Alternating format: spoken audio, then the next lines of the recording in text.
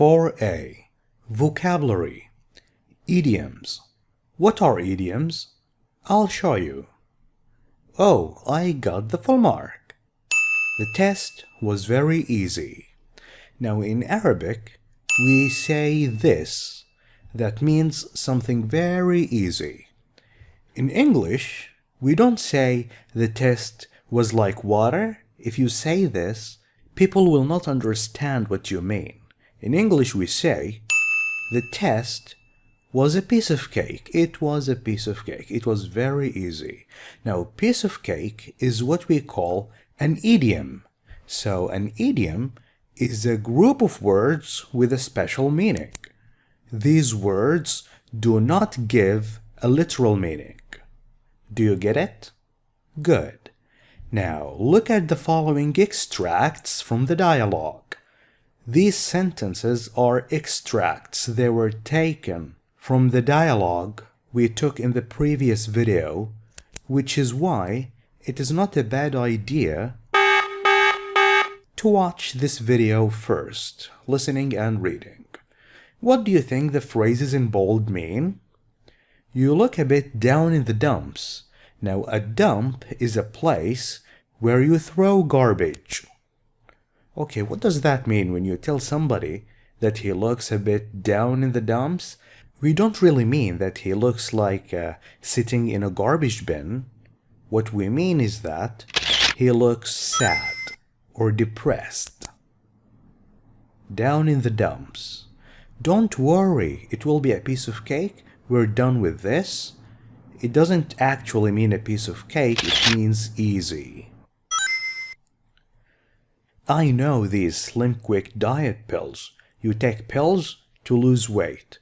They are all the rage. Rage is uncontrollable anger.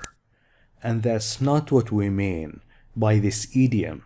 It means this is what everybody's doing these days. It's a trend. Fashionable. Now read the sentences and match the idioms in bold with their meanings A to F. 1. I know chocolate is bad for me, but I can't stop eating it. I guess I have a sweet tooth. This is a tooth. When you have a sweet tooth for something, that means you enjoy eating food that contains sugar. As an example, you can say, I have a sweet tooth for ice cream. That means you enjoy eating ice cream very much. I have a sweet tooth for cake. Okay? The teacher told the students to learn the poem by heart. When you learn something by heart, that means you memorize it. You try not to forget it again. A poem is a piece of writing that expresses emotions using words that rhyme. When I found out, when I knew that I had passed all my exams, I was on cloud 9. Can you guess what that means? I was very happy. Cloud 9. If I were in your shoes, I would inform the police.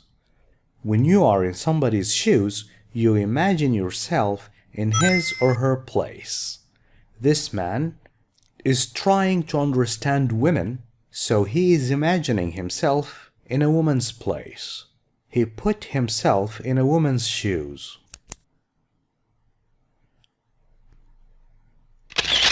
Who told you the secret? A secret is something you're not supposed to tell anyone. John spilled the beans. Now here is a can of beans that is spelt. When you spill the beans, you tell a secret. You spill the beans. Now stop beating about the bush and tell me what you want.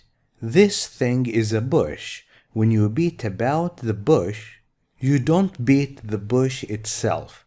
That means you are saying unnecessary things. Why don't you tell me directly what you want? Tell me exactly what you need without saying unnecessary things. Thank you for watching this video. If you like it, please share it with friends. I'll catch you in the next one, inshallah.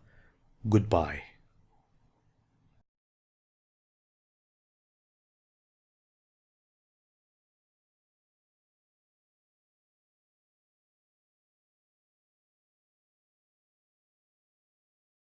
Workbook, Module 4. You will hear people talking in 6 different situations. For questions 1 to 6, choose the best answer, A, B or C. 1. You hear a man talking about exercise. Why does the man dislike exercise? A. He doesn't enjoy physical activity. B. He thinks it's unnecessary. C. He thinks there are better ways to become healthy. I just hate the very idea of exercise. I mean, what really is the point of all this unnecessary movement?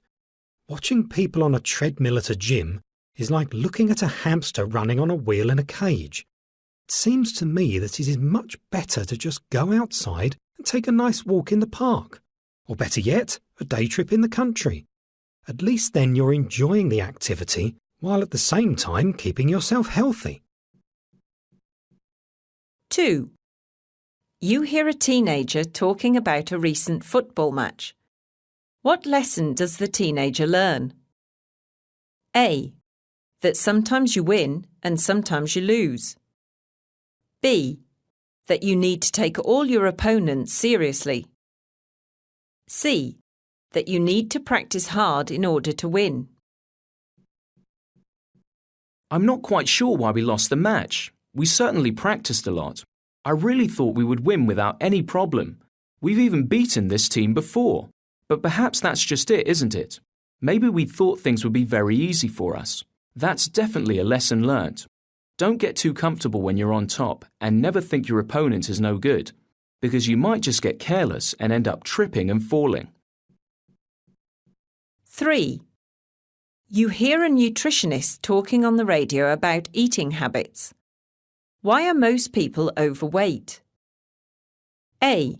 They don't take their time to eat. B. They eat unhealthy food. C. They often eat too much. The problem with most healthy but overweight people, at least in my experience, is that they just don't know where to draw the line. They know which foods are good for them, and they often make the right choices about what to eat. Unfortunately, though, most people simply overdo it. My advice for such people is to stop yourself before filling up that second plate. Take a few minutes and ask yourself, do I really need another? 4. You hear a father talking to his son about school and sports. In which case would Timmy be forced to quit the basketball team? A. If he fails his maths class. B. If his grades don't improve. C. If he doesn't graduate from high school. I know that you enjoy playing basketball, Timmy, but we really have a problem here. If you don't pass your maths class, then you won't graduate, and then you won't be able to get to college. It seems to me that the only way to solve this problem is that you either start studying now and get your grades up, or that you quit the team. The choice is really up to you. So, what's it going to be?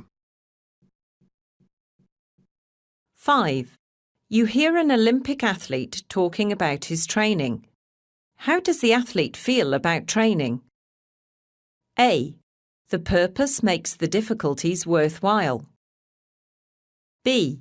He doesn't mind the hard training at all. C.